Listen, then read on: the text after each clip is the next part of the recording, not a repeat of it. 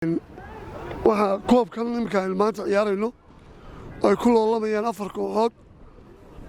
ama ay ku wada ciyaarayaan 4 kooxood laba berbera iyo laba burca waa sanadkii labaad ee koobkan la qabto koobkan haddii aan taariikhdiisa dib ugu yaro noqdo koobkan asaaskiisa wuxuu ka yimi gobolka saaxil ama magaalada berbera waxaana ku suntan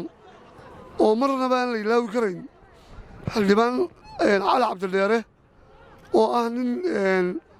ku suntan ciyaaraha dalka iyo ciyaaraha gobolkaba xildhibaanka ayaa koobkan inuu qabsoomo ama abaabulkiisu halkan uu ka bilaabmo ama la qabto xildhibaan cali cabdidheere ayuu ah xildhibaan ka dhigay koobkan ugu horreeya dhigay aad iyo aadna waa lagu mahadnaqayaa inkastuu maanta magaalada ka maqan yahay waddanka oo uu ku maqan yahay hindiya waanan salaamaya xildhibaanka waxaana leeyahay marihii iyo hawshii aad bilowday si wanaagsan bay u socotaa intaa haddii aan ka imaaddo sanadkii labaad ee aanu nimaadno weeyaan haddaan nay reer berbera halkan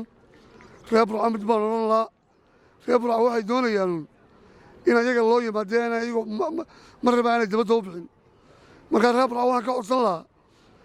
insha allah haddii la nafta inoo daayo koobkan iminka annagaa dhigayna cagtiisa labaad inay soo baxaan ay magaaladooda soo dhaafaan oo sida aan u qadarinayno